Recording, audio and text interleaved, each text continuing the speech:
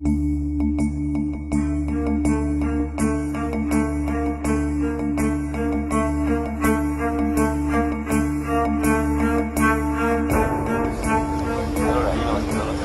over 4 decades, the Libyan people had lived under the rule of a tyrant who denied them their most basic human rights.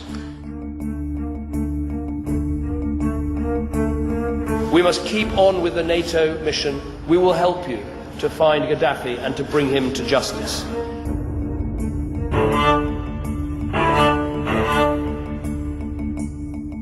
Notre position est claire.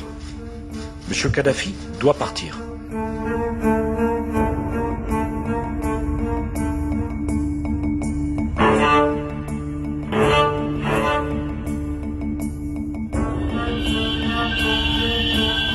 Kadhafi, un dictateur hors norme, aux 1000 vies.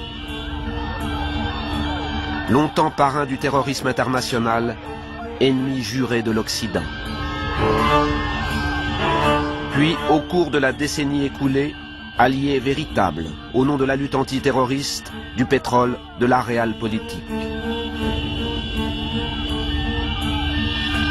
Finalement combattu, chassé, traqué. Voici les coulisses de l'ultime face-à-face entre Kadhafi et l'Occident.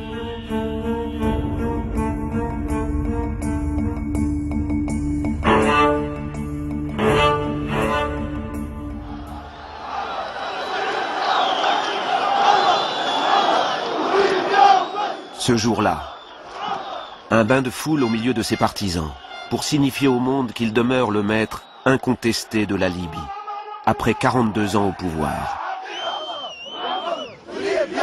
Car en ce début d'année, le vent des printemps arabes vient de se lever.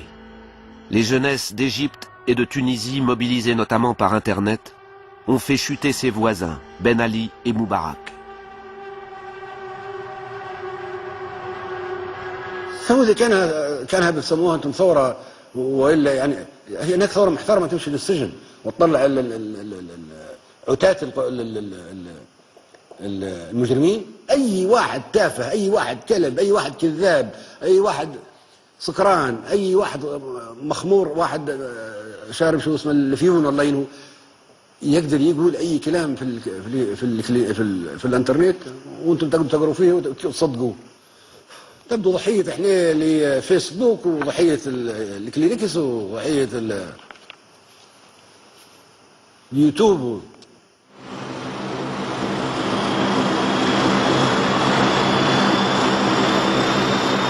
Le colonel Kadhafi accroît la répression, bloque Internet et renforce à la hâte son armée, avec l'aide de l'Occident.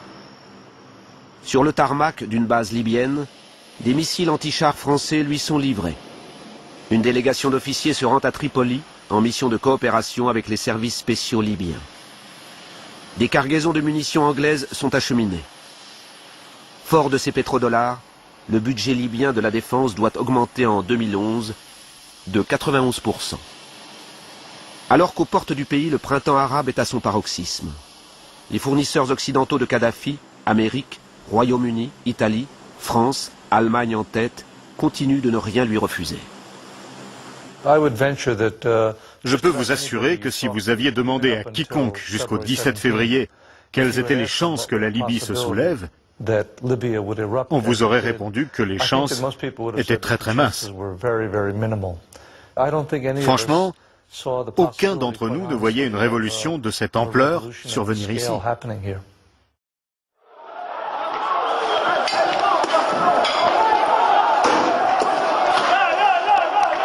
Il suffit d'une étincelle. À Benghazi, deuxième ville de Libye, des manifestants réunis par Facebook protestent contre l'arrestation d'un avocat. L'armée réplique à l'arme automatique.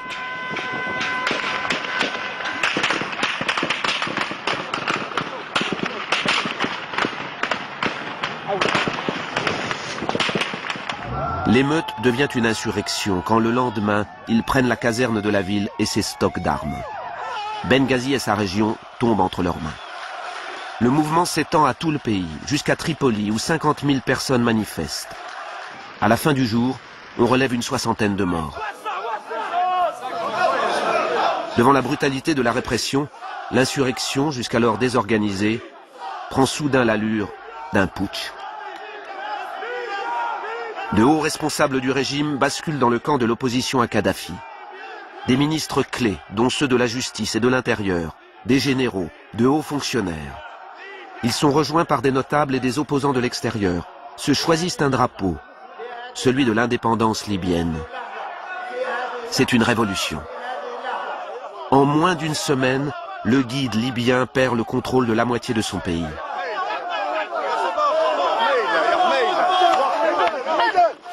On le dit en fuite.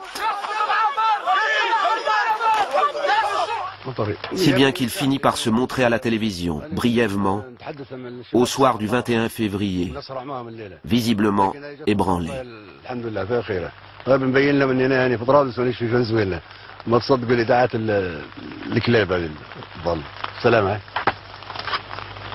Il y a une panique, je crois que c'est vers le 17, quand il y a l'appel à la manifestation générale qui a commencé à Benghazi, où là, pendant 2 jours, c'est la panique aussi à Tripoli. Pendant 2-3 jours, ils ne parlent plus, il n'y a plus de téléphone, enfin, c'est le blackout total.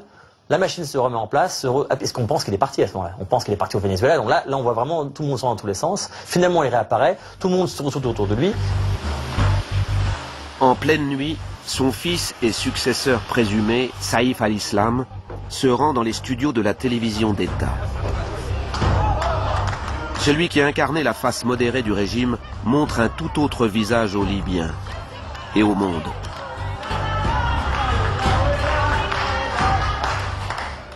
القائد معمر قذافي هنا يقود المعركة في طرابلس.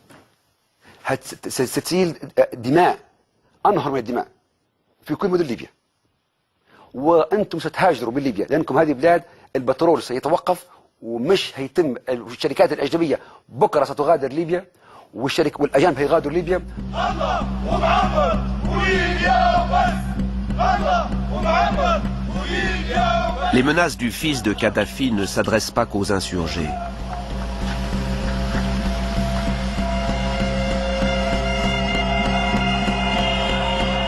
À 1000 km de là, à Benghazi, la révolution qui mêle caciques du régime et soulèvement populaire, au cœur d'une région où les islamistes sont traditionnellement puissants, a en effet de quoi dérouter les observateurs.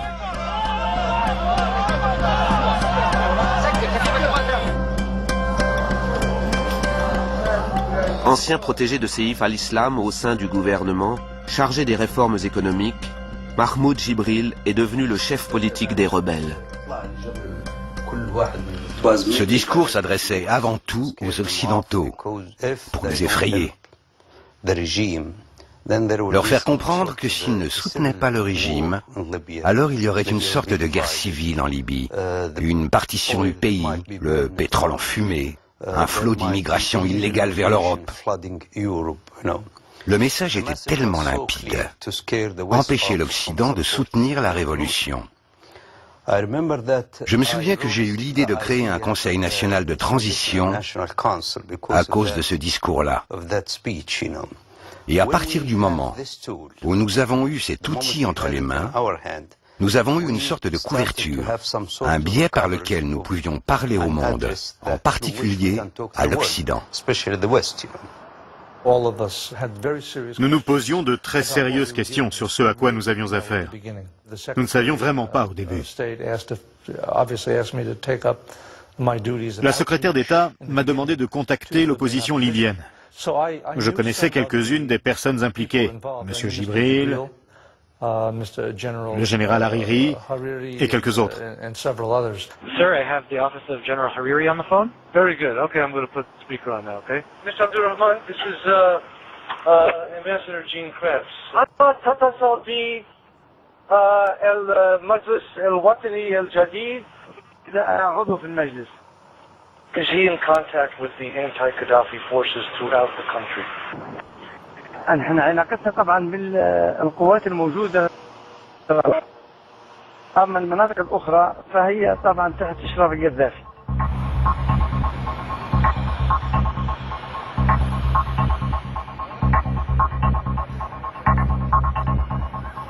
Un Libyen exilé à Londres est approché par plusieurs services de renseignements occidentaux. Il a dirigé dans les années 90 le principal mouvement islamiste libyen opposé à Kadhafi, avant de rompre avec l'extrémisme et de devenir un expert écouté de la Libye.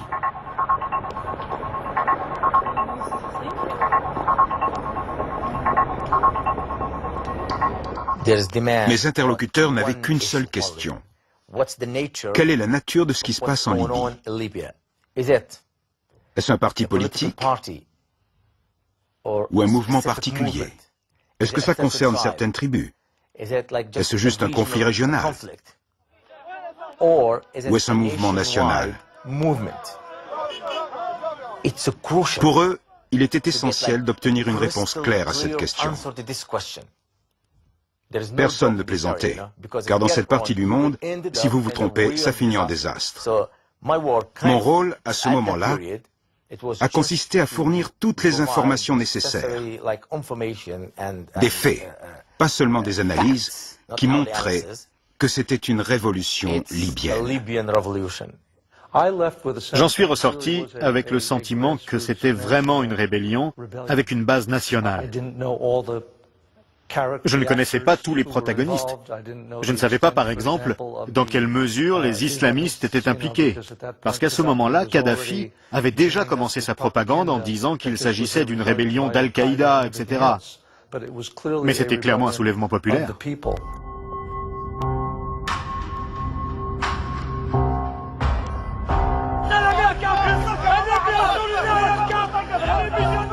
Un soulèvement populaire qui paraît tout près de renverser le dictateur libyen. Fin février, les 2/3 des villes sont aux mains de l'opposition, civils en armes ou déserteurs. Sous pression, le régime réprime sans pitié, y compris par des armes lourdes. Après des réactions d'abord prudentes, les Occidentaux condamnent Kadhafi. À l'ONU, les sanctions sont votées à l'unanimité. Le même jour, le président français est le premier à demander son départ. Notre position est claire. M. Kadhafi doit partir. Les violences répétées, systématiques contre le peuple libyen sont inacceptables. S'agissant d'intervention armée, vous savez à quel point la France considère, avec énormément de prudence et de réserve, toute tentative de cette nature. Il y aurait d'ailleurs une contradiction entre dire tous ces pays se libèrent parce que les peuples de ces pays demandent la liberté et en même temps enclencher je ne sais quelle intervention qui n'aurait comme seul résultat que de créer de la crédibilité pour tous ceux qui, à l'intérieur, crient de manière folle au complot de l'étranger. We must not tolerate this regime using military force against its own people. And in that context, I've asked the Ministry of Defence and the Chief of Defence Staff to work with our allies on plans for a military no-fly zone. Mr. Speaker, it is clear this is an illegitimate regime that has lost the consent of its people, and our message to Colonel Gaddafi is simple: go now. David Cameron franchit une étape supplémentaire. Une zone d'interdiction de survol, une no-fly zone, ôterait à Kadhafi son atout maître face aux rebelles, son aviation. Critiqué par son opposition et les médias, Cameron entend faire oublier la très grande proximité entre son pays et le dictateur libyen, nouée depuis les années Blair.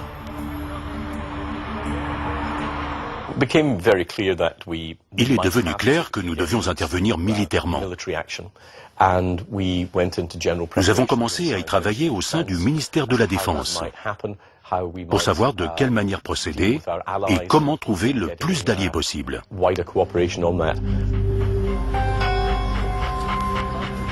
Que va faire Kadhafi, retranché dans Tripoli? C'est la question que se posent toutes les chancelleries. Pour la première fois depuis le début de la crise, il accorde une interview à un média étranger.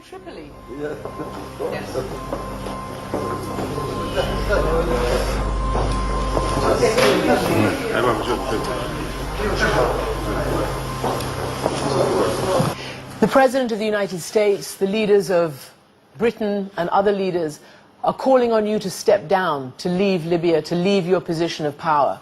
Will you do that?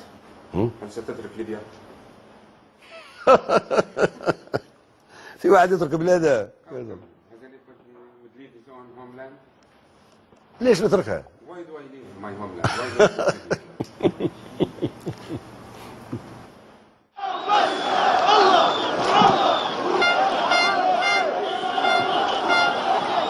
Les journalistes, comme les dirigeants occidentaux, ont sans doute présumé de la chute de Mouammar Kadhafi. Passé la surprise initiale, ils contre-attaquent.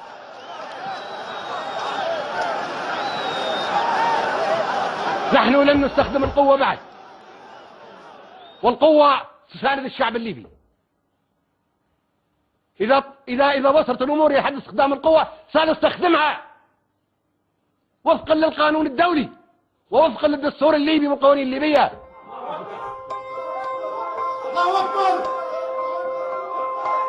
Kadhafi dispose de brigades spéciales, entièrement à son service, fortes de milliers d'hommes, recrutés dans des tribus alliées et très bien équipés.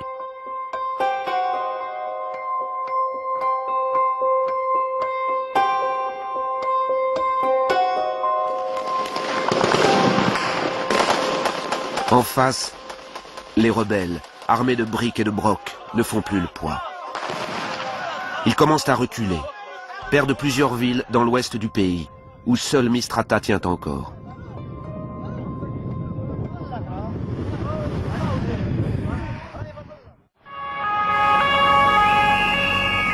Quand Kadhafi paraissait perdu, condamner son régime était une chose. Maintenant qu'il regagne du terrain, intervenir en est une autre. La proposition anglaise rencontre peu d'enthousiasme dans la communauté internationale. Sauf à Paris, où le 1er mars, le président français convoque discrètement une réunion sur la crise libyenne. Et le président de la République n'imaginait pas une seconde que nous puissions rester passifs face à ce que Kadhafi annonçait lui-même. Des rivières de sang à Benghazi. Il faut se souvenir des mots employés par les dirigeants. Kadhafi, son fils Saïf al-Islam. Il y a un vrai débat et il y a une vraie mise à plat des différents scénarios des réticences s'expriment. D'après les indications que j'ai eues, Fillon est contre une intervention, il est contre une zone d'exclusion aérienne, il juge que c'est une opération beaucoup trop lourde dès lors qu'il s'agirait de couvrir tout le territoire de la Libye qui est un grand pays. D'autres commentaires sont faits, mais on peut se contenter peut-être d'une intervention plus limitée. Après tout, la population en Libye est concentrée dans le nord, c'est là que se pose le problème de la répression. Longuet n'est pas très chaud. Quand vous êtes ministre de la Défense, la prudence c'est quels seront les moyens dont nous disposerons, quels risques sommes-nous prêts à prendre. Très rapidement, en faisant le point avec le chef d'état-major, nous nous sommes rendus compte qu'une intervention aérienne pouvait protéger Benghazi et pouvait isoler le secteur de Tripoli de Benghazi au sens large. Entre les deux, il y avait une zone d'incertitude de plusieurs centaines de kilomètres. C'était un cas très particulier aussi. C'est un système encore tribal, avec des oppositions géographiques, territoriales très très fortes en Libye.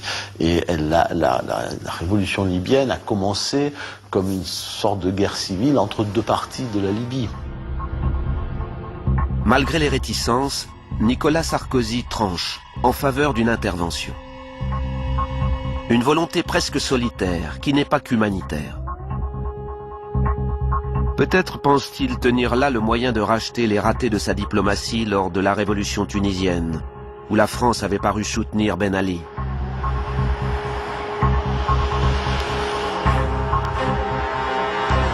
Surtout, il aurait intérêt à faire oublier la réception, ici même en 2007, d'un homme qui est en train de devenir le bourreau du printemps arabe.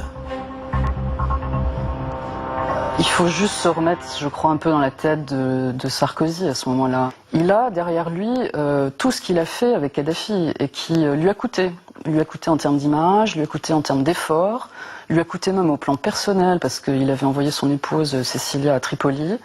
Et le voyage de Kadhafi à Paris, il en gardait un très très mauvais souvenir, un sentiment de salissement de la France. Je crois qu'il avait éprouvé ça comme un vrai calvaire. Le président de la République n'a jamais éprouvé la moindre sympathie pour Kadhafi. Il suffit de négocier pour la libération des infirmières bulgares pour comprendre à qui on a affaire. Le président est un homme de parole, il a tenu ses engagements, c'est-à-dire qu'il a reçu Kadhafi à Paris. Et les contacts à cette époque n'ont rien fait pour créer un climat de sympathie. Intervenir permettrait au président de redorer son blason, à la France de reprendre pied dans le monde arabe. Reste à intervenir, dans une crise confuse, entre des rebelles inconnus et un Kadhafi imprévisible.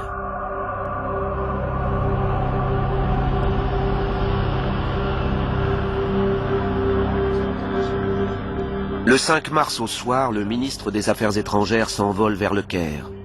Il doit notamment y chercher l'appui des dirigeants arabes au projet français. Si Kadhafi, dans son délire actuel d'utilisation de la violence, franchissait encore une étape supplémentaire, eh bien, nous envisageons effectivement très sérieusement les modalités d'arrêter ce dérapage de la violence. Au moment où Alain Juppé vole vers le Caire, la route de la diplomatie sort des sentiers battus.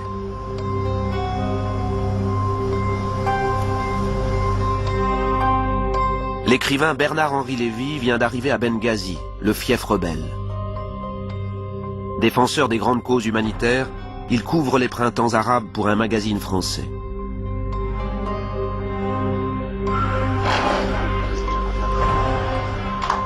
À la fin de la journée, il obtient un rendez-vous avec Mostafa Abdel-Jalil, le président du Conseil national de transition et ancien ministre de la Justice de Kadhafi.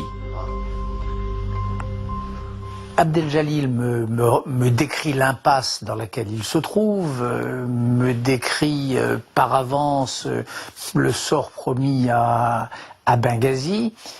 Et puis là, j'ai une espèce d'intuition. Il faudrait que je me propose d'être l'agent de cela, que lui-même ou des envoyés de lui viennent en France plaider la cause de la Libye libre. Et là, contre toute attente, là est la singularité. Cet homme qui ne me connaît pas, qui n'a aucune espèce d'idée de qui je suis, je pourrais être l'un de ces fantaisistes ou de ces aventuriers qui pullulent en temps de guerre. Hein. Les situations de guerre génèrent assez naturellement des personnages de ce genre qui se réclament d'une légitimité imaginaire. Je pourrais être un rêveur. Bizarrement, Abdel-Jalil me fait confiance. L'écrivain n'hésite pas à téléphoner à Nicolas Sarkozy, qu'il sait en pointe dans le dossier libyen.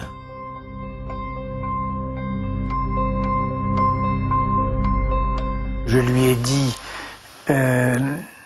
je viens de rencontrer les représentants de la commune de Benghazi, les Massouds libyens, l'incarnation de cette opposition à Kadhafi, accepteriez-vous de les recevoir? Il m'a répondu oui, naturellement. Je n'en ai pas cru mes oreilles, je lui ai fait répéter, la conversation en plus était difficile, ça marchait pas, il fallait rappeler, etc.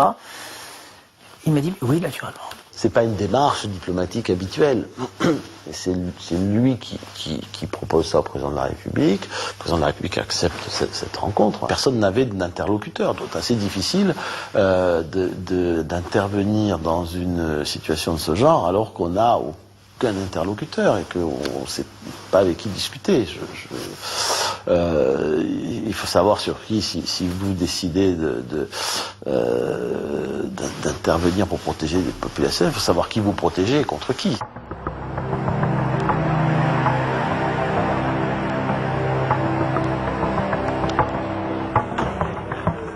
5 jours plus tard, les représentants du CNT, Mahmoud Jibril et Ali Zeidan, un ancien exilé libyen en Allemagne, arrivent à l'Élysée.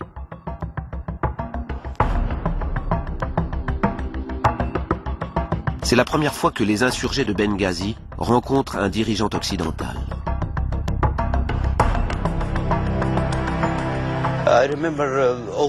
C'est le président qui a parlé. Un ou deux conseillers lui chuchotaient à l'oreille de temps en temps. Moi, j'ai fait toute la conversation pour la partie libyenne, lui pour le côté français. Je lui ai décrit les membres du CNT, d'où ils venaient, leur âge, leur nombre. Je lui ai dit qu'on était des débutants, pas des politiciens professionnels, mais des manifestants pacifiques. Je lui ai dit que le choix des armes n'était pas de notre fait, mais qu'on se battrait jusqu'au bout, et qu'on avait besoin de toute aide possible face à une dictature, que c'était dans l'intérêt de la France et de l'Occident d'avoir un pays démocratique en Afrique du Nord. Le président Sarkozy a écouté, puis il a posé quelques questions. À la fin, il a dit « Nous sommes prêts à vous soutenir, nous vous aiderons avec tous nos moyens ». Puis il nous a parlé de Kadhafi, comment s'était passée sa visite à Paris. Il nous a dit « Kadhafi est le président d'un pays, il fallait le recevoir, et on l'a reçu, vous comprenez ? Mais on l'a accueilli sans savoir si on pouvait lui faire confiance, à cause de notre expérience du passé. Mais bon, on n'avait pas le choix. Maintenant que le peuple libyen a fait un autre choix, après ce que vous avez accompli, nous sommes prêts à vous aider. » Nous souhaitions, à travers cette rencontre, apporter notre propre jugement sur la valeur des hommes. Et je dois dire que le président de la République a été impressionné, notamment par la personnalité de Mahmoud Jibril. Il n'y avait pas des gens déraisonnables, irresponsables, donc tout ça était très sérieux. Et ça, je pense, ça a été absolument décisif aussi dans la volonté de les reconnaître et d'en assumer les conséquences. À la fin de la réunion, Nicolas Sarkozy annonce une décision dont, à l'exception de ses proches conseillers, nul n'a connaissance. Et là, le président nous a stupéfaits. Il a pris une feuille de papier devant lui et il a lu. Sarkozy nous a informé qu'il reconnaissait le CNT en tant qu'unique et légal représentant du peuple libyen. Jibril, je crois, dit à Sarkozy, bon, naturellement, il le croyait tellement pas. Tout ça, naturellement, je suppose, doit être secret, dit Jibril. Et Sarkozy, fin de réfléchir, regarde Lévite, Puga, secret, oui, je ne sais pas, non. Écoutez. On l'a prié de répéter une deuxième fois. Mahmoud Jibril lui a demandé « Est-ce que je sors et je dis que vous, Sarkozy a dit « Oui, dites-le aux journalistes, ils sont là pour ça. » Et c'est ce qu'on a fait. Monsieur le Président, est-ce qu'il y a quelque chose de nouveau sur la Libye ? أستطيع أقول الآن بعد اللقاء الرئيس الفرنسي أن فرنسا قد اعترفت. الرئيس ساركوزي مشكورا وعد بأن يطرح خطة متكاملة. La France devient le premier pays à reconnaître le Conseil de transition. C'est un tournant. Avant, il fallait protéger des populations de la répression. Maintenant, il s'agit aussi d'aider un camp à gagner une guerre contre un autre, celui de Kadhafi. La position britannique, traditionnellement, est de ne pas reconnaître des groupes. Nous reconnaissons des pays. De sorte qu'à ce stade, ce n'est pas quelque chose que nous aurions fait. Comme un certain nombre de personnes en France, je crois, nous avons été quelque peu surpris. Ils attendaient plutôt un débat entre Européens et ensuite une reconnaissance. Le président de la République leur a très simplement répondu que le débat européen, compte tenu des divisions de l'Europe sur ce sujet, ne pouvait pas être conclusif. Un coup politique non sans conséquences. Plusieurs pays européens, dont l'Allemagne, se désolidarisent de la France. Reste l'allié britannique, malgré le camouflet. Et encore faut-il pour Nicolas Sarkozy faire accepter à l'opinion publique la perspective d'une délicate intervention.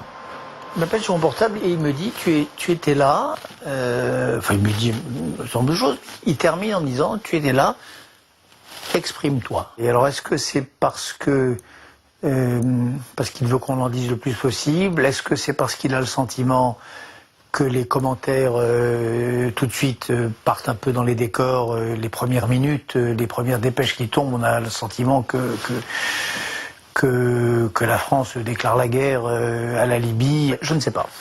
Toujours est-il qu'il me demande donc d'intervenir, de communiquer à mort, je crois il me dire. Bonjour. Bonjour. Des opérations ciblées, défensives, en protection des populations civiles, à la demande du Conseil national de transition, j'ai cru comprendre que cela était envisagé par la France. Il contribue à créer un consensus national qui est crucial pour Nicolas Sarkozy. C'est le donnant-donnant dans leur jeu. BHL va inciter la rébellion, qui n'a peut-être pas besoin de beaucoup d'incitation pour le faire, mais il va l'inciter à souvent féliciter Nicolas Sarkozy, chanter la gloire de la France et de son intervention. Et en échange, Nicolas Sarkozy laisse BHL exister sur le dossier, le laisse s'exprimer. Alors oui, qui disait, j'espère pour lui, oui. Pourquoi pas, moi sûrement, mais c'est bien, c'est sain, ça. Vous savez, moi je ne crois pas que la politique se fasse avec du sentiment, avec des... Elle se fait avec des calculs. مذهل الحقيقة، مذهل جدا أتعبني، خاصة أني أنا اللي وصلت ساركوزي للسلطة وأنا اللي دعمته بالمال حتى أصبح رئيس وجاني هنا في هذه الخيمة وهو وزير الداخلية طلب مني الدعم يعني تقديري أنه هو أصيب بخلل عقلي. Ça a été vécu, je crois, par les deux personnages comme un duel, à la vie, à la mort, pour ce qui concernait Mouammar Kadhafi.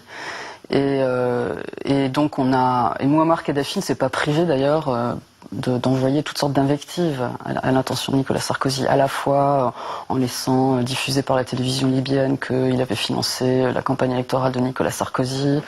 Et du côté de Sarkozy, pareil, dans les discussions, dans les échanges qu'il a avec des gens qui le fréquentent à ce moment-là, c'est je vais le mettre à genoux, il va mordre la poussière. Il avait en face de lui un personnage sur lequel il avait vraiment envie de tirer un trait sur Kadhafi. Le bras de fer contre Kadhafi passe par Washington. La France et son partenaire britannique n'ont pas les moyens d'intervenir seuls, sans le soutien des États-Unis et de leur bras armé, l'OTAN. Or, l'administration Obama hésite à s'engager dans une aventure que les militaires américains jugent hautement risquée. Sans compter que depuis 2003, l'Amérique a trouvé en Kadhafi un allié zélé contre le terrorisme et bénéficie grandement du pétrole libyen. It's easy for people to say, do this, do that, and then they turn and say, okay, US, go do it. You use your assets, you use your, men and women, you get out there and do it, and you take the consequences if something bad happened. And I want to remind people that, we had a no-fly zone over Iraq. It did not prevent Saddam Hussein from slaughtering people on the ground, and it did not get him out of office. Pour qu'on intervienne militairement, il fallait qu'on ait des certitudes sur les conséquences d'une telle action. Qu'est-ce qui se passerait si l'intervention ne fonctionnait pas? Est-ce qu'on serait forcé d'en faire plus? Est-ce qu'on serait entraîné dans quelque chose dont on ne voulait pas? C'était ça le débat à Washington. On ne voulait pas avoir sur les bras une guerre des États-Unis contre les Libyens. Premièrement, parce que nous avions déjà assez de pain sur la planche dans d'autres parties du monde, et deuxièmement, on ne voulait pas d'un conflit entre la Libye et les États-Unis à cause de ses possibles implications pour le reste de la région. Troisièmement, si on agissait, ce serait uniquement sur la base d'un soutien régional, d'un mandat international, ce qui nécessitait de rassembler une coalition. Les Américains exigent en effet une coalition englobant non seulement l'OTAN, mais aussi les pays arabes. Le spectre des années Bush et de l'aventure irakienne est dans tous les esprits, à Washington, mais aussi à Paris et à Londres. Cette guerre ne doit pas apparaître comme celle de l'Occident contre Kadhafi.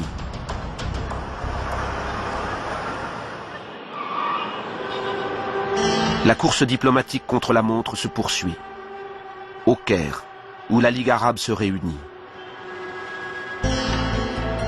Même si les Français et les Britanniques n'ont pas ménagé leur pression diplomatique, même si les folies de Kadhafi l'ont brouillé avec presque tous ses voisins au fil des ans, pour la Ligue, accepter une intervention occidentale contre un autre pays arabe serait une première.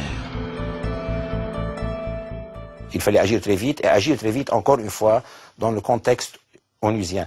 Nous étions aussi, par la même occasion, je tiens à rappeler, très clairs et très fermes sur le principe qu'il ne doit pas y avoir une ingérence terrestre, pas d'occupation terrestre, pas de force terrestre qui rentre sur le territoire national libyen. Je crois que ce qui a convaincu la Ligue arabe, c'est le Qatar. Ils ont fait tout ce qui était possible et imaginable pour soutenir le peuple libyen et la révolution. Moi-même, j'ai été hébergé au Qatar. Ils ont été d'une grande hospitalité, d'un grand soutien. Formidable. En coulisses, ce richissime État du Golfe, propriétaire de la chaîne Al Jazeera, met toute son influence dans la balance. Depuis le début des printemps arabes, cette monarchie héréditaire joue la carte des révolutions contre les régimes en place. Le moyen pour ce petit État de peser dans le monde arabe. L'émir du Qatar est également, depuis quelques années, un solide allié de la France.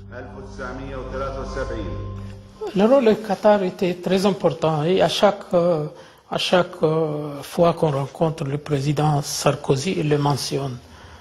Vous avez un grand ami à la personne de l'émir du Qatar. Le Qatar est là comme un fil conducteur du début à la fin, et je pense que la relation personnelle entre Nicolas Sarkozy et l'émir du Qatar a pesé beaucoup. Je sais que côté français, il y avait une inquiétude, combien d'avions est-ce qu'ils vont mettre dans la coalition. Il y a eu un gros effort français pour convaincre les Qataris de mettre des avions. Il fallait pouvoir annoncer qu'il y avait des avions qataris. Ce qu'il fallait évidemment absolument éviter, c'est que cela puisse être ressenti par le monde arabo-musulman comme une espèce de croisade occidentale contre les pays contre les pays du Sud. Le 12 mars, la Ligue arabe donne son accord à une zone d'interdiction aérienne. Le Qatar promet quant à lui 6 mirages pour la faire respecter.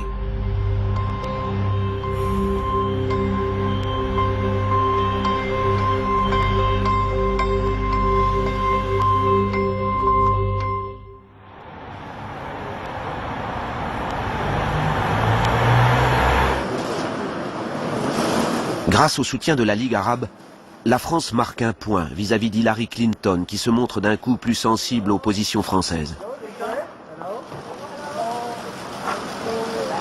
Mais elle doit toujours compter avec l'hostilité du Pentagone et d'une partie de la Maison-Blanche à une intervention. Ce soir-là, à 23 h, la secrétaire d'État se dirige vers un palace parisien.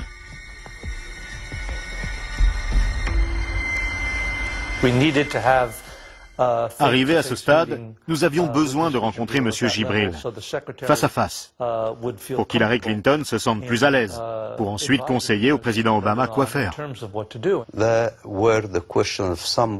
Elle posait les questions de quelqu'un qui essaie de combler des trous. Vous savez, l'Occident en général, les États-Unis en particulier, ils sont préoccupés par toutes ces choses sur l'extrémisme musulman, entre guillemets. Parfois c'est qualifié de terrorisme, parfois d'extrémisme, mais c'est une préoccupation ici, qu'elle soit fondée ou pas. Alors je pense que l'un des buts de ces questions était de découvrir, est-ce que ce sont de véritables pro-démocrates? Cette réunion a été vraiment décisive. Elle en est sortie avec au moins une idée un peu plus claire sur qui était M. Gibril,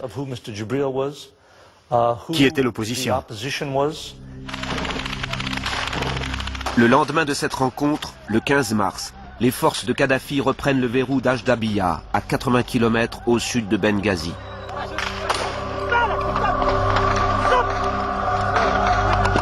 La route du fief des rebelles leur est ouverte. Si Benghazi tombe, c'en est fini de la révolution en Libye.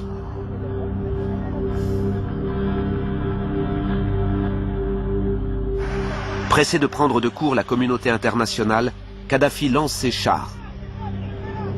Tellement confiant qu'il menace ouvertement.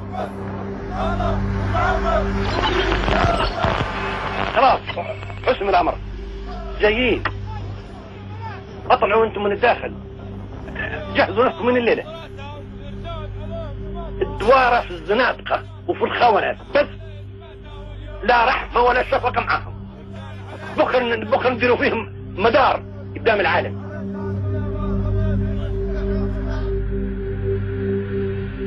Le même jour, à la Maison-Blanche, le président Obama réunit ses conseillers. Face aux militaires, Hillary Clinton plaide en faveur d'une intervention.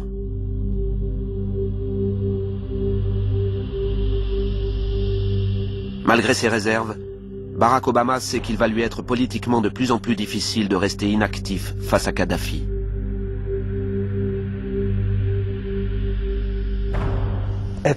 À ce moment précis, alors que le débat faisait rage et qu'il n'était pas tranché, Kadhafi nous a forcé la main par ses menaces d'attaquer Benghazi. Ça a été le tournant. Le débat n'était plus « est-ce que c'est dans l'intérêt américain ?» On est passé au constat que nous faisions face à une possible crise humanitaire, une catastrophe imminente. Je ne pense pas que nous ayons eu le choix à ce moment-ci. Le président a finalement décidé, à cause de ces menaces en particulier, que nous devions réagir.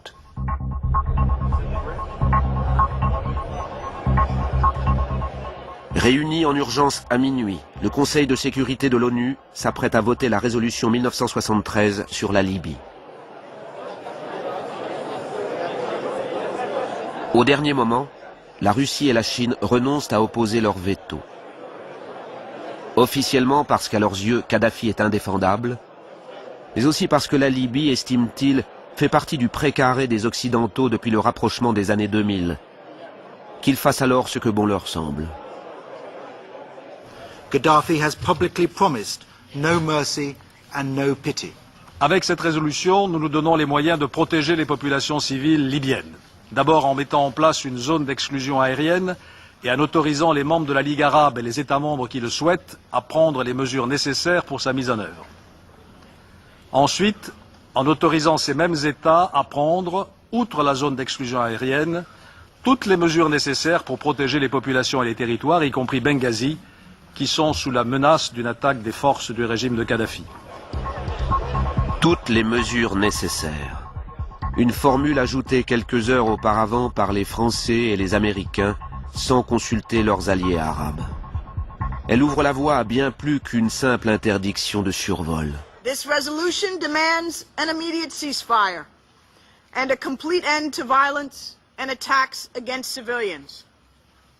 Responding to the Libyan people and to the League of Arab States, the Security Council has authorized the use of force. 现在休会。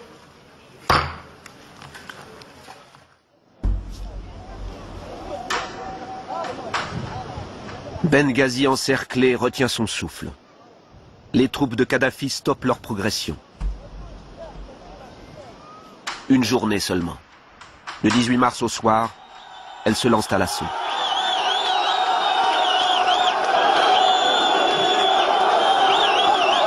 نحن في قلب المعركة في مواجهة التحدي فلتسمع فرنسا تسمع أمريكا تسمع بريطانيا يسمع الخونة يسمع المرتدين فليسمعوا هذه الصوت.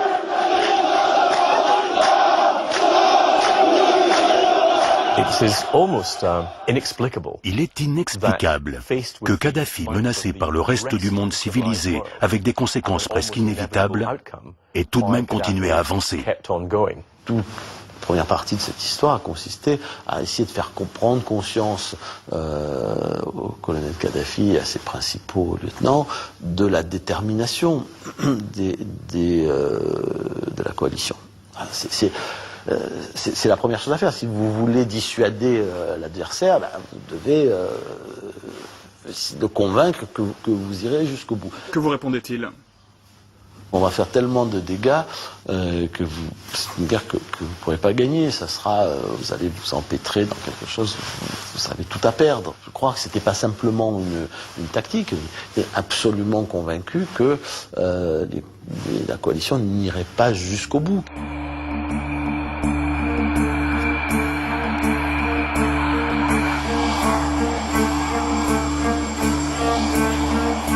Base française de Saint-Dizier, en Haute-Marne. En début d'après-midi, 2 pilotes de Rafale se préparent à prendre l'air.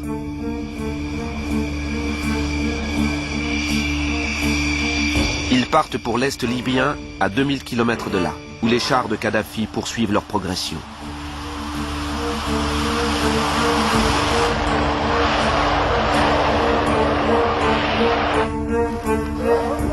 Au même moment, à 14 h, Nicolas Sarkozy réunit à l'Élysée les 18 pays qui ont accepté de faire partie de la coalition.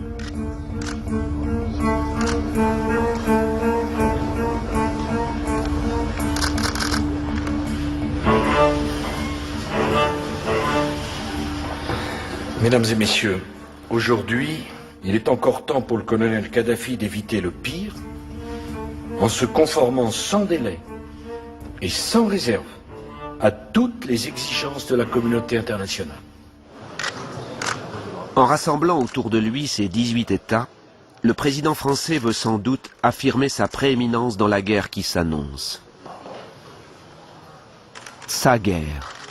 Quand la conférence a décidé de mettre en œuvre la résolution de l'ONU, il a annoncé à ses partenaires que les avions français étaient dans le ciel libyen. Et avant que le sommet s'ouvre, il leur dit dans la matinée, moi, je tiens à ce que les avions français interviennent en premier. Voilà. Manifestement, ça n'a pas été jugé militairement indispensable par les autres. Hillary dit très bien, mais nous, nos missiles Tomahawk, ils commenceront à partir à la tombée de la nuit. Donc on commencera à détruire les défenses antiaériennes libyennes actives. Nous aurions pu avoir des pilotes et des avions abattus par les batteries antiaériennes de Kadhafi qui fonctionnaient encore le 19 mars et qui ont d'ailleurs tiré sur nos appareils. Sauf simplement qu'on a fait le choix, et nos armements le permettaient, de bombarder de plus haut et de garder malgré tout une précision. Pendant ce sommet, j'ai été au téléphone pas moins de 25, 30 fois. Et finalement, j'ai reçu un appel du prince Abdullah bin Zayed, le ministre des Affaires étrangères des Émirats arabes unis. Il est sorti de la réunion, en plein milieu. Il m'a dit, Mahmoud, ne t'inquiète pas. Le premier message arrivera devant Benghazi avant que le sommet ne soit terminé. J'ai téléphoné à Benghazi et je leur ai dit, les gars, soyez patients.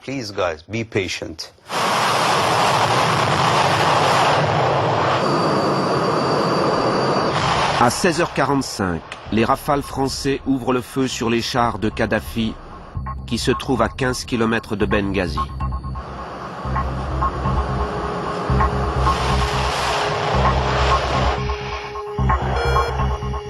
Quatre chars sont détruits.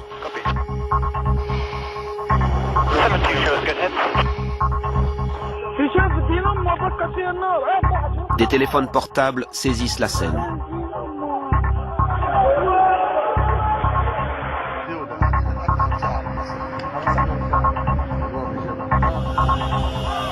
La ville explose de joie. À 21 h, les États-Unis et l'Angleterre entrent en action à leur tour, détruisant la défense anti-aérienne. La guerre de Libye commence.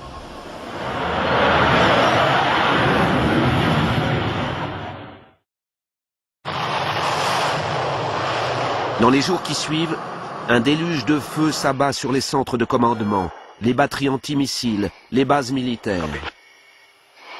Une semaine après le début de l'intervention, 1600 sorties aériennes ont été effectuées, dont les 2 tiers américaines.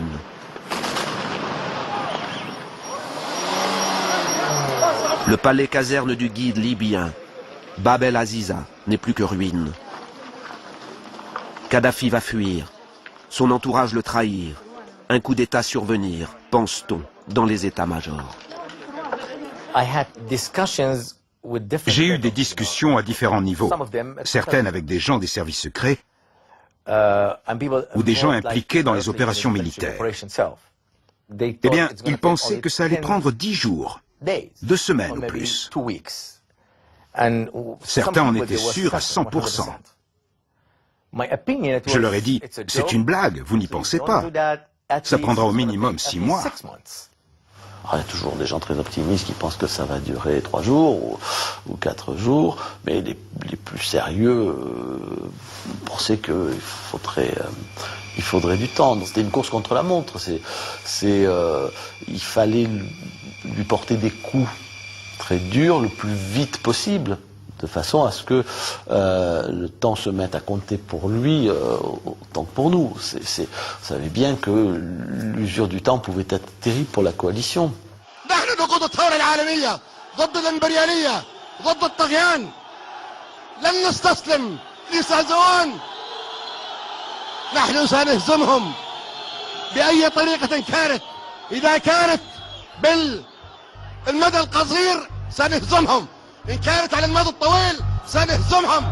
Kadhafi ne plie pas, appuyé sur des tribus fidèles, contrôlant la moitié du territoire, matant dans l'œuf les trahisons, changeant de maison chaque nuit.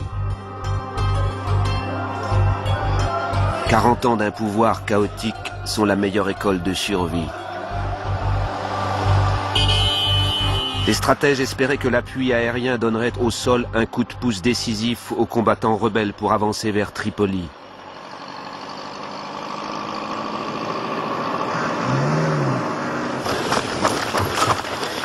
Or, un mois après le début des frappes, le front n'a bougé que de quelques kilomètres.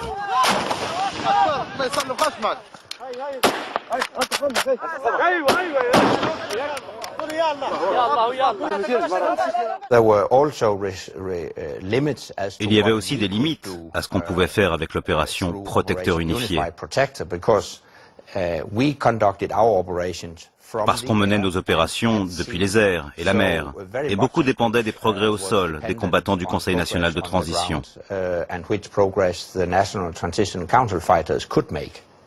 Là où j'étais perplexe, c'est quelle est la capacité effective des opposants rassemblés autour du CNT, mais pas seulement de lui, rien n'était vraiment établi à cet instant, de devenir du jour au lendemain des militaires. Enfin, du jour au lendemain, en tous les cas, rapidement des militaires. Et je dois reconnaître que les premiers jours, on a vu des gens à la fois courageux, de l'allant, mais avec une organisation et une logistique, somme toute, très réduite. Le premier avion qui a été abattu dans le ciel, c'est un avion du CNT par des forces du CNT. Les armes de précision ainsi que les critères de ciblage que nous utilisions rendaient plus difficile de dégrader les capacités du régime de Kadhafi. J'ai toujours beaucoup insisté sur le fait que nous devions minimiser le nombre de victimes civiles. Indépendamment de la dimension morale, c'était politiquement nécessaire pour maintenir plus facilement la coalition internationale, en particulier avec les pays arabes.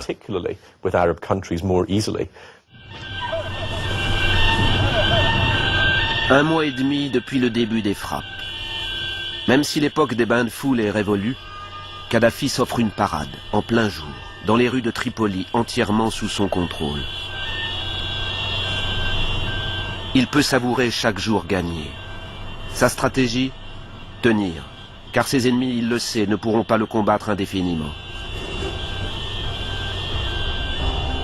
Face aux avions et aux hélicoptères, ses troupes subissent des pertes, mais elles résistent. Mieux, elles se camouflent, troquent leurs chars pour des pick-up, recrutent des milliers de mercenaires, se cachent à côté d'écoles ou de mosquées. Kadhafi était aussi un redoutable adversaire, ne serait-ce que parce qu'il ne s'embarrassait d'aucun état d'âme. C'est-à-dire que c'était un cynisme qui confinait à la folie, parce qu'il n'avait pas de limite, mais qui en même temps était extrêmement dangereux pour des adversaires qui, eux, avaient des limites.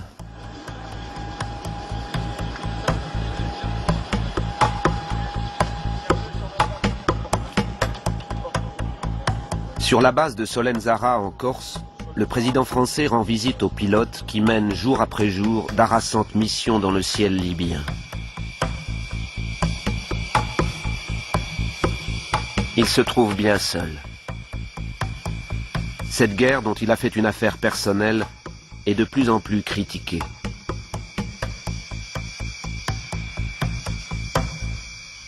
Il y a eu des moments, on voit bien, les médias en particulier, qui au début saluent l'intervention, et puis dès que passent quelques semaines, commencent à expliquer que c'est un échec parce que le temps joue en faveur de Kadhafi, qu'on s'enlise, etc. Bon, il faut résister à cette pression psychologique. Il imagine peut-être un peu plus un scénario d'échec. Comme le dit Sarkozy un jour, c'est ça moi qui me semble le plus frappant. Les Libyens lui disent, à travers vous, Monsieur le Président, nous remercions le peuple français qui tout entier nous a apporté la preuve de sa fraternité.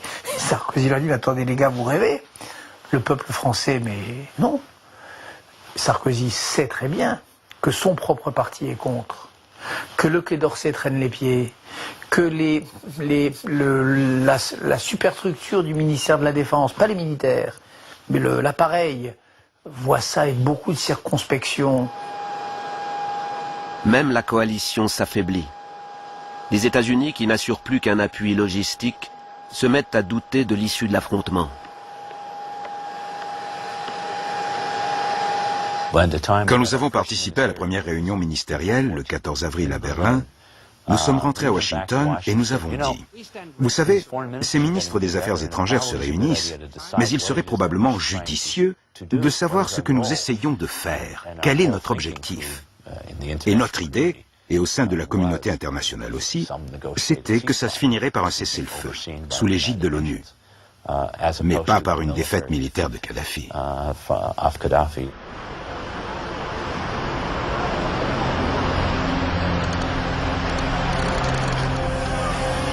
Tunis, base arrière du CNT en charge de l'ouest libyen. Ici apparaît une issue pour peut-être sortir du statu quo militaire. À son origine, deux responsables du CNT. L'un est un généticien revenu du Canada pour soutenir la révolution.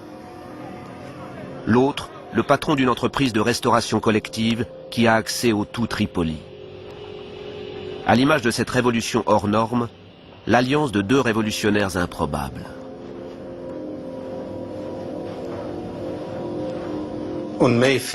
C'était un 15 mai exactement. J'ai rencontré Abdelmajid Mlekta. Il m'a dit « Je reviens de Tripoli ». Il y avait passé 2 mois. Il m'a dit « Je dispose d'énormément d'informations sur les forces de sécurité, comment elles fonctionnent.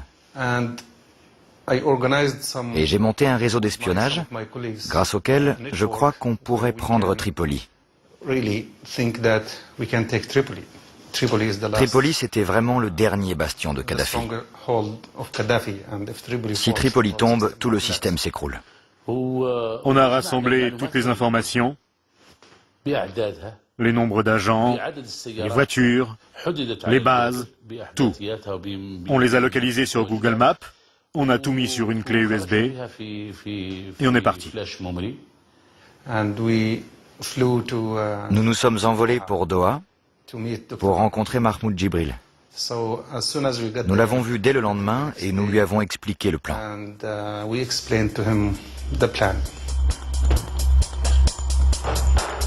Les Libyens ont résumé leur plan sur un simple PowerPoint. Celui-ci prévoit le soulèvement de cellules dormantes dans la ville, simultanément à des frappes aériennes sur 300 objectifs identifiés par les deux hommes. Ainsi qu'une attaque depuis les montagnes de Nefouza, situées à 150 km au sud de Tripoli et que la rébellion contrôle en partie. Simple, mais impossible sans l'aide des Occidentaux. 2 jours plus tard, les deux Libyens et Mahmoud Djibril rencontrent le président de la République. Il nous a écoutés très attentivement, puis il nous a mis en contact avec son chef des services de renseignement. C'était la première fois pour moi, avec de si hauts responsables, pour leur expliquer ce qu'on voulait faire. Ça a été une expérience étonnante, parce que nous, on n'avait aucune expérience, aucune compétence dans le renseignement. Et là, on se retrouve face à ces grands généraux à essayer de leur expliquer un plan tout simple. On a fait un exposé et on leur a montré le plan sur un vidéoprojecteur.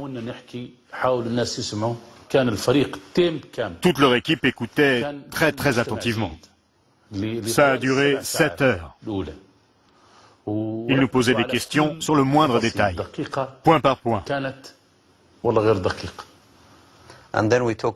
Et ensuite, on leur a expliqué ce dont on avait besoin pour mettre ce plan en œuvre. On a eu un autre rendez-vous avec le président, après la réunion avec les militaires, et il a accepté. À l'Élysée, les officiels étaient très explicites.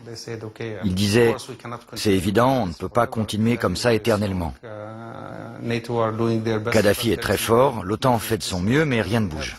Il faut absolument faire quelque chose. » Je crois que ça a joué en notre faveur. Parce que nous, on est arrivés avec ce plan et ils se sont dit « Ok, maintenant au moins on a quelque chose sur lequel travailler. » Difficile d'évaluer totalement les chances de réussite, puisque nous étions obligés de nous en remettre en particulier sur le quadrillage de Tripoli, à leurs informations, même si nous on avait des informations par ailleurs, elles n'étaient pas aussi fiables et aussi précises. Mais si on leur faisait confiance sur les informations, leur plan paraissait tout à fait sérieux. Othman et son camarade feront encore 5 voyages à Paris pour peaufiner ce plan insolite sur lequel reposent les espoirs occidentaux. De longues semaines de préparation sont nécessaires. À partir de fin mai, les Français effectuent des livraisons clandestines d'armes dans les montagnes de Nefouza, clé de voûte de l'opération. Ils envoient aussi des moyens de communication aux cellules dormantes de la capitale. Mais rien ne serait possible sans un allié précieux. Dans un premier temps, on dit ça, le Qatar finance la rébellion.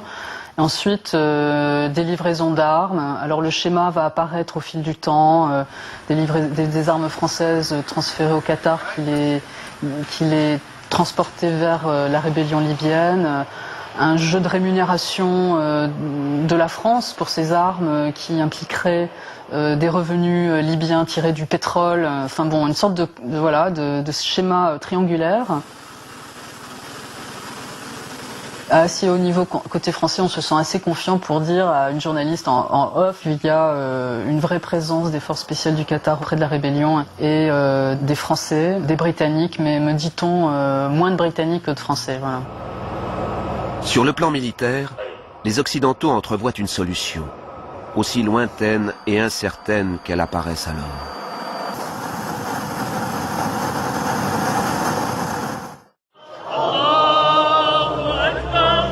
Ce n'est pas la guerre. C'est l'avenir de la Libye, l'après-Kadhafi, qui les préoccupe le plus. Les doutes s'accroissent sur la capacité d'un CNT déjà en proie à des luttes intestines à non seulement vaincre Kadhafi, mais à gouverner demain un pays tout entier.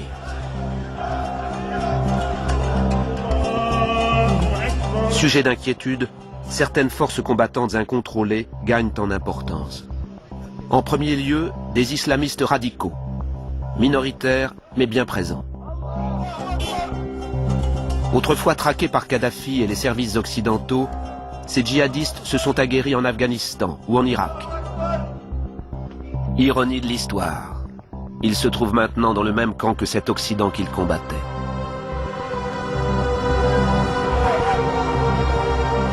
Une réalité que nul ne connaît mieux que l'ancien chef des radicaux libyens, devenu informateur des services de renseignement de la coalition.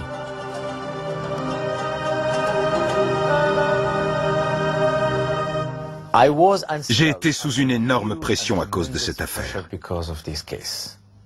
J'ai participé à des centaines, littéralement, de discussions là-dessus.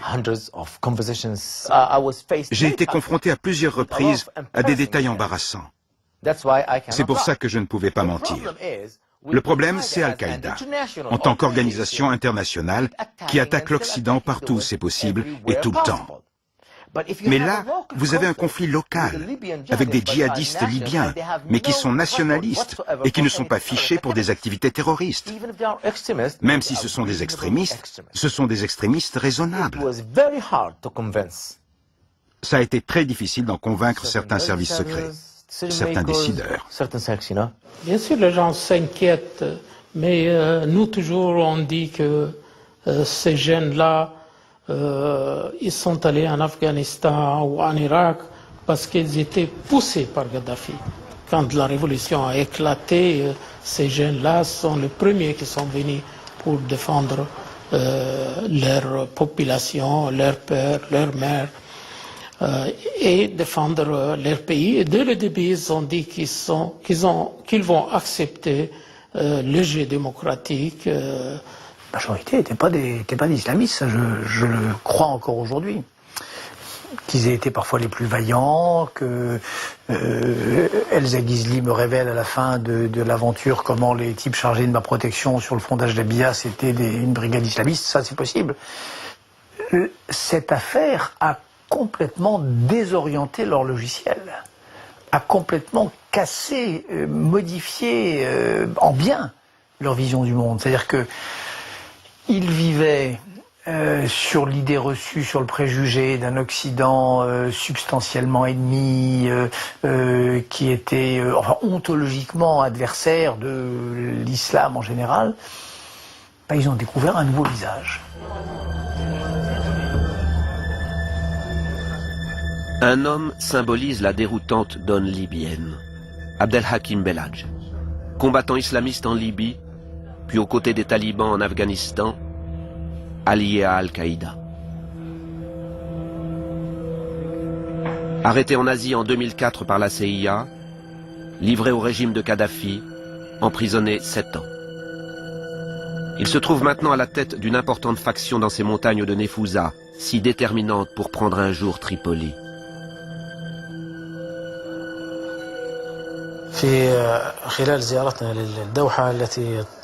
Durant notre visite à Doha, en compagnie de M. Abdel Jalil, du ministre de la Défense et de quelques révolutionnaires, j'ai eu l'occasion de rencontrer les chefs militaires des pays de l'OTAN. J'ai même eu une entrevue avec le chef d'état-major de l'Élysée.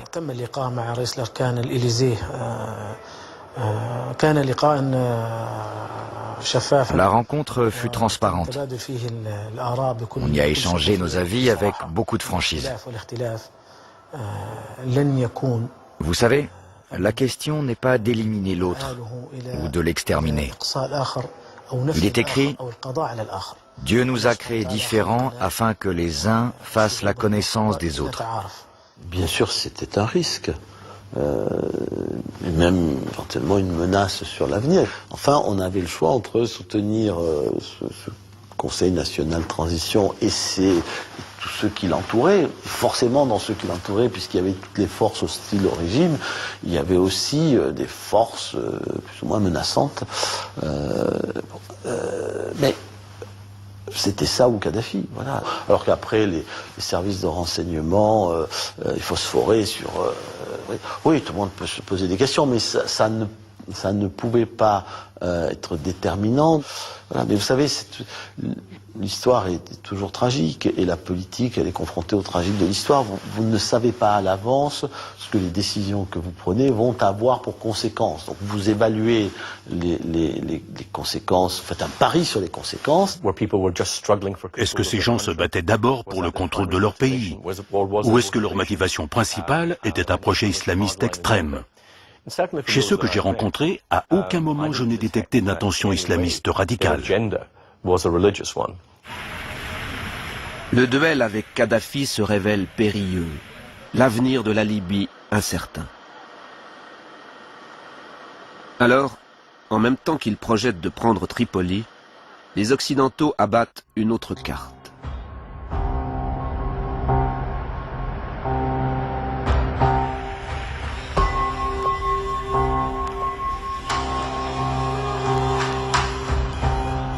Malgré maintenant 3 mois de bombardements quotidiens, Mouammar Kadhafi tient toujours sa capitale et une bonne part de son pays. Ce stratège rusé sait aussi que ses ennemis doutent. Il choisit ce moment pour paraître aux côtés d'un vieil ami russe, le président de la fédération d'un sport qu'il affectionne, les échecs.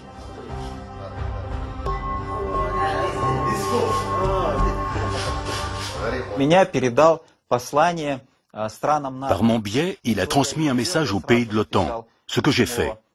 J'ai immédiatement écrit une lettre à Sarkozy, à Merkel, à tous les pays de l'OTAN qui bombardaient la Libye. J'ai écrit, il m'a demandé de vous transmettre de cesser complètement les tirs, les assassinats de civils, et d'entamer des négociations sans conditions préalables, pour trouver un accord sur l'avenir de la Libye, sans verser le sang, sans guerre.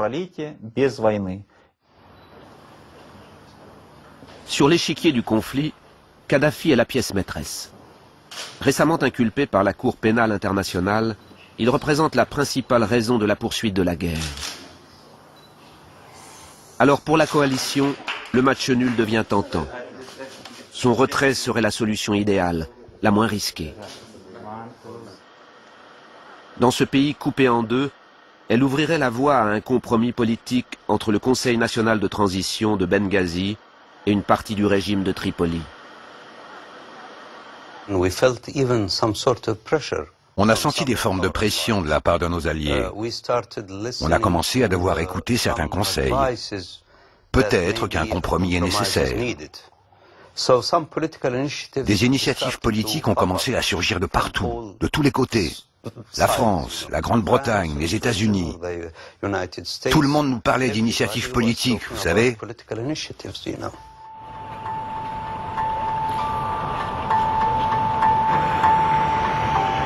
La France étant le fer de lance de la guerre, c'est d'abord à Paris que la partie se joue.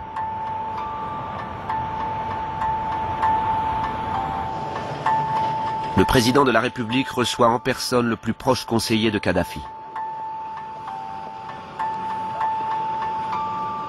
Béchir Saleh, on le connaît, c'est le directeur de cabinet francophone, et c'était pour le président une façon de faire passer un message direct auprès de Kadhafi, en lui disant, voilà, vous avez le choix, ou bien vous arrêtez tout de suite les combats, vous renvoyez les troupes dans les casernes, et à ce moment-là, avant qu'il ne soit trop tard pour vous, nous pouvons vous garantir l'exil dans un pays où il aurait été protégé. Et puis il fallait d'autre part donner des garanties aussi au Conseil national de transition, enfin aux Libyens, que Kadhafi ne pourrait plus nuire.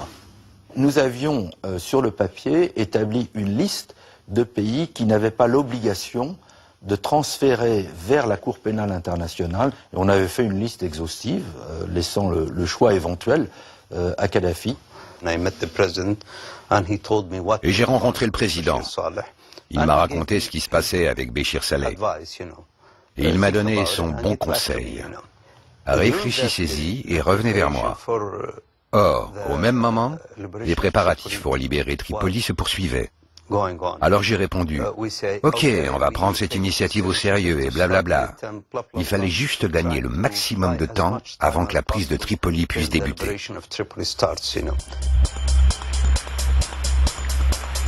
Alors que la réponse de Kadhafi à l'offre faite par la France au nom de la coalition tarde à venir, un nouvel acteur apparaît dans la coulisse, le Premier ministre Mahmoudi Bagdadi, numéro 2 du régime.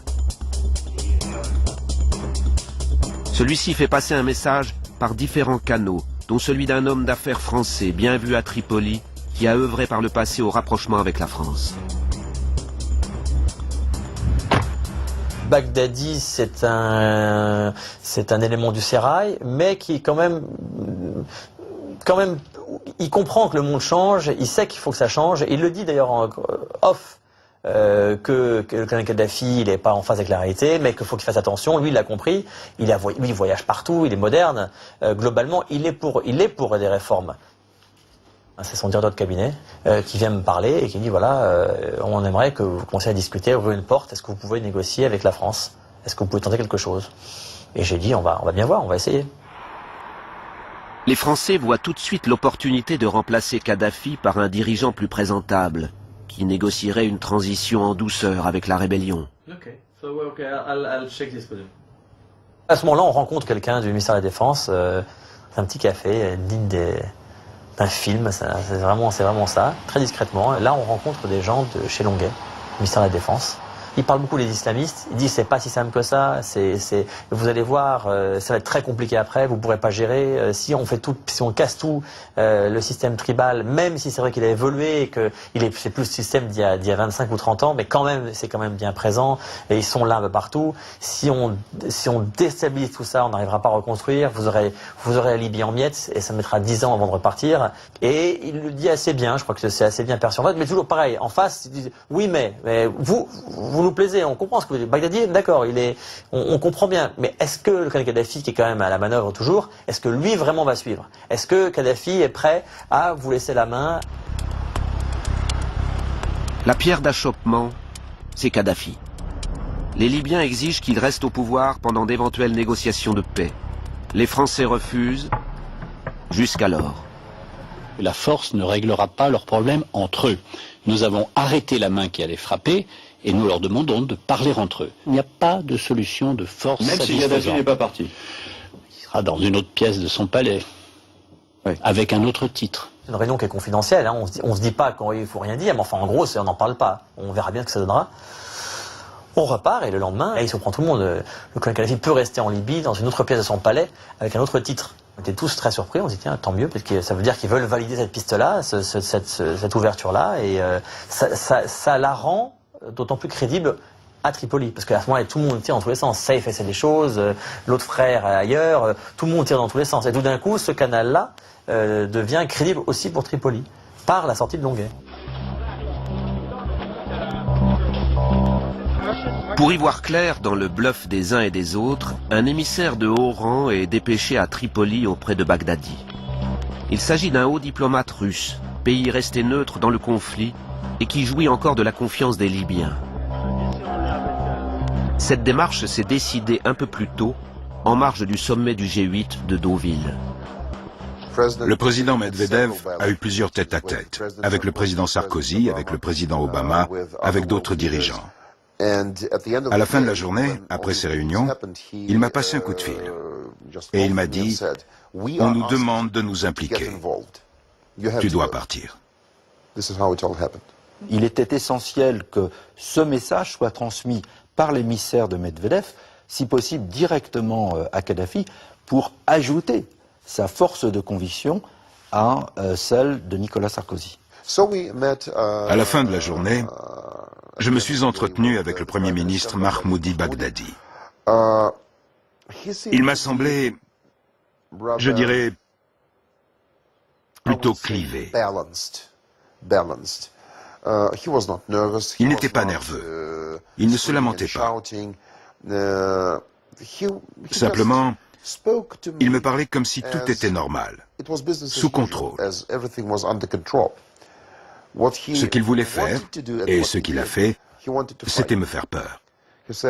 Il m'a dit, nous sommes prêts à faire exploser tous les explosifs et les missiles que nous avons à Tripoli, si ils arrivent. Il, c'est-à-dire le CNT, le Conseil national de transition. Tripoli deviendrait un volcan.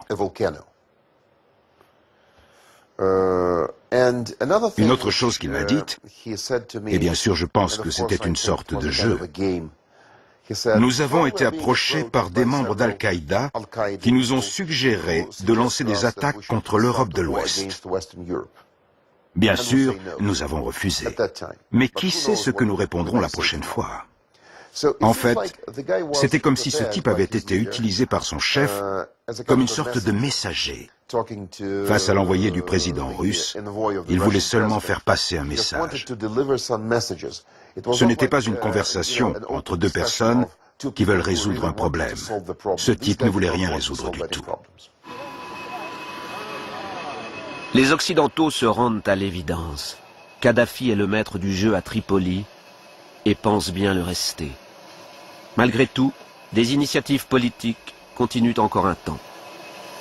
elles ont été toutes repoussées par le colonel Kadhafi, qui n'imaginait pas un instant, on revient à l'aveuglement, avoir à négocier sa reddition, puisque il pensait que de toute façon personne n'irait jusqu'au bout et qu'il était toujours plus puissant, alors qu'il était déjà, sa situation était déjà plus fragile. On avait maintenu des lignes directes. J'ai eu plusieurs conversations avec des responsables du régime de Kadhafi. C'était en permanence, s'il vous plaît, faisons un deal. Mais personne, à la fin des fins, personne, aucun d'entre eux ne pouvait nous assurer que Kadhafi était prêt à se retirer ou qu'un groupe dans le premier cercle était prêt à aller le voir et à lui dire « Maintenant, il faut que vous partiez pour le bien du pays ». Depuis le début, j'étais convaincu qu'il n'y avait pas de solution diplomatique avec Kadhafi. Lui, il voulait gagner du temps, il voulait jouer. Je ne crois pas que ma mission ait échoué. Le seul type qui ait échoué, c'est Mouammar Kadhafi. Parce qu'il se battait contre la réalité, contre le monde réel, contre la réelle politique. Il se battait contre sa propre nation et contre la communauté internationale.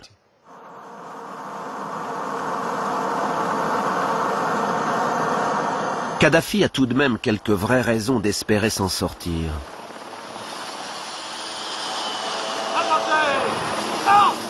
Le mois du Ramadan est là, puis ce sera la rentrée de septembre et le dossier de la crise économique qui va monopoliser les énergies.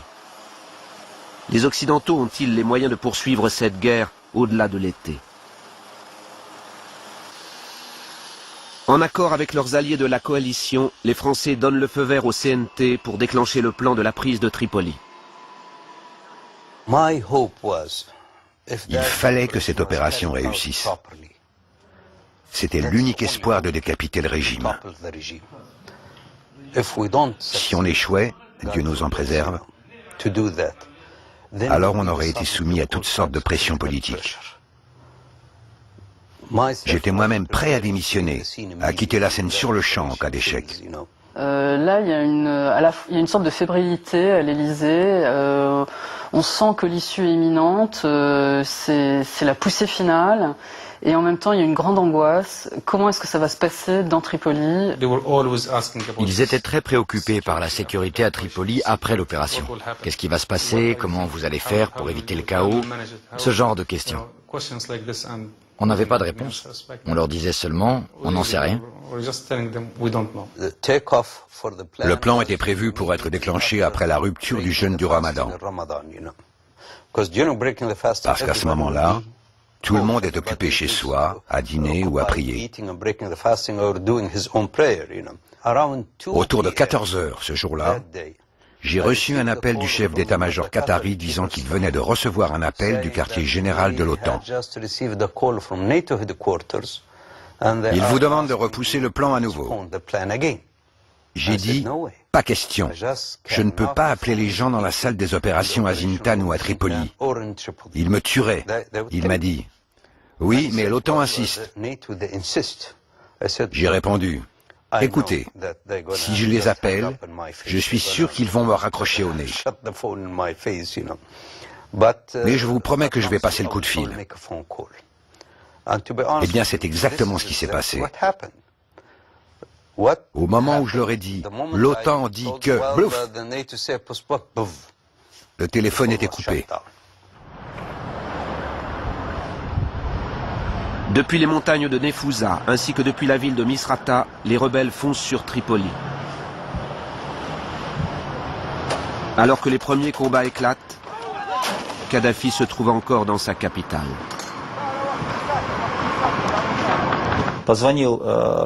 Mohamed Kadhafi m'a appelé. Il m'a dit que son père souhaitait me parler. Et comme il y avait des combats là-bas, on entendait des bombes. Il m'a dit, il ne peut pas vous parler longuement, parce que l'OTAN pourrait découvrir où il se trouve et nous envoyer un missile. Le colonel Mouammar Kadhafi a parlé en arabe. Son fils a ensuite traduit. Il m'a dit, Kirzan, je veux dire par votre intermédiaire que je n'abandonnerai pas le pays. Beaucoup disent que je vais fuir. Je suis ici à Tripoli et je me battrai jusqu'à la dernière goutte de sang. Kadhafi m'a dit encore une chose importante. Kirzan, je n'ai plus confiance dans les pays occidentaux. Si tout se termine normalement, je n'aurai plus aucune relation avec les démocraties occidentales. Pourquoi? Parce qu'en 2003, nous avons signé un accord. J'ai renoncé à mon programme d'armement. Je n'ai pas acheté de fusées. Je n'ai pas développé de programme nucléaire comme la Corée du Nord. Au lieu de cela, les pays de l'OTAN, eux, s'armaient. Ils sont venus et là, ils me bombardent. Et maintenant, que pensent les pays du tiers-monde, d'Afrique, d'Asie, les petits pays d'Europe aussi? Ils pensent qu'il faut s'armer. Et l'Iran maintenant se dit, à quoi bon rester sans rien faire? Il nous faut la bombe atomique, et ainsi de suite.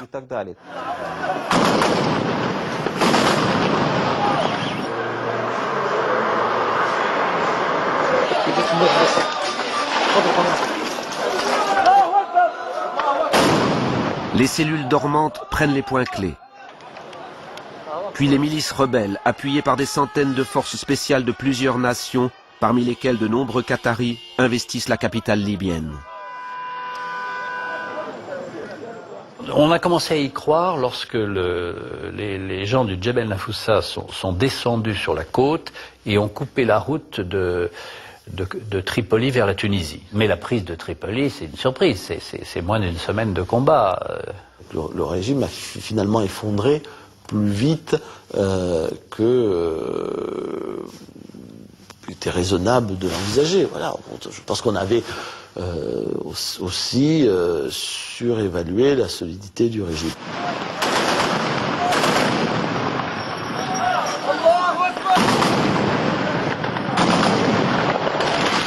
Le 24 août, après de durs combats, le palais de Kadhafi et son dédale de fortifications est pris.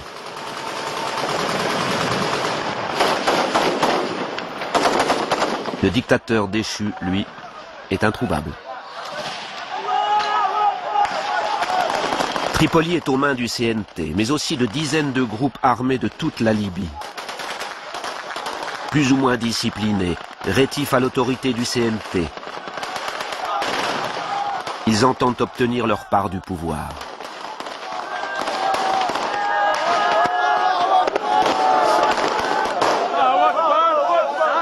Il y a même un invité non prévu. Abdelhakim Belhadj, l'ancien djihadiste, qui se proclame chef militaire de Tripoli devant les caméras de la chaîne qatari Al Jazeera.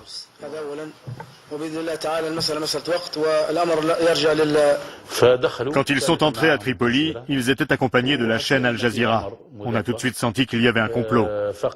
Nos forces nous ont dit qu'il n'y avait pas du tout d'accord là-dessus.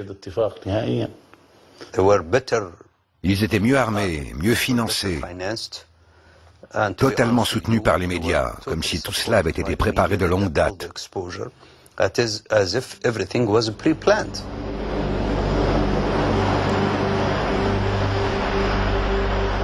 Belhadj, dont les forces reçoivent des armements lourds et des fonds en provenance du Qatar, sur l'aéroport de Tripoli tombé entre ses mains.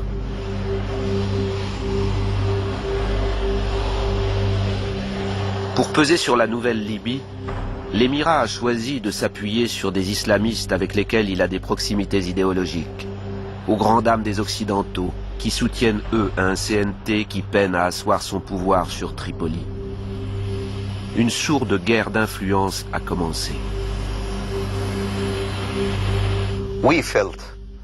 On a bien senti que le Qatar penchait en faveur de certaines factions politiques.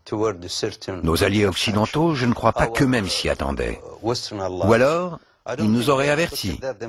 En tout cas, c'est ce que je pense.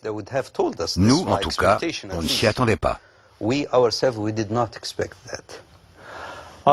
La question de Belhadj et des islamistes, c'est un sujet sur lequel il faudra se pencher quand il sera temps. Est-ce que nos alliés qataris se sont un peu trop appuyés sur la fin sur cette mouvance-là? Est-ce que ça a déplu? Il n'y a aucune ombre entre la France et le Qatar. Voilà.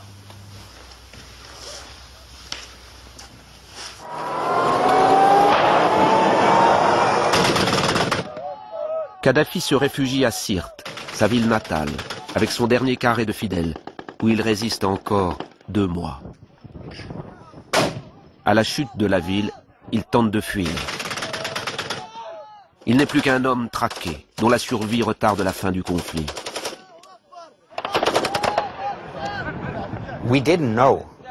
On ne savait pas que le colonel Kadhafi était à bord de ce convoi armé. Un convoi armé, c'est une cible légitime, parce qu'il peut menacer les civils. Parmi les avions disponibles dans le secteur, il y a un avion français, et en effet, ce tir a désorganisé les fuyards et qui sont partis un peu en sauf-qui-peut général, et c'est dans ce sauf-qui-peut général que Kadhafi a été retrouvé dans les conditions que l'on sait, et avec une fin qui est à l'image du caractère tragique qu'il a donné à sa vie et qu'il a choisi lui-même finalement.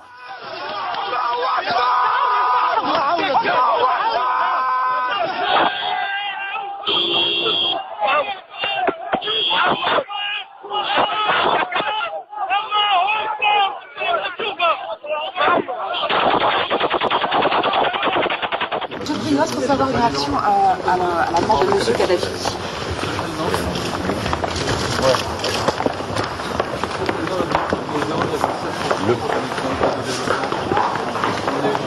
L'objectif, c'est que la Libye retrouve sa liberté et un espoir démocratique. L'action qui a été engagée a permis cette espérance.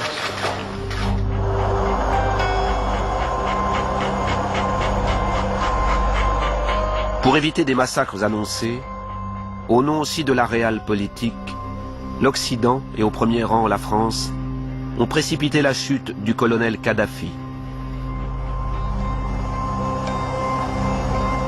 Tantôt son meilleur, tantôt son pire ennemi.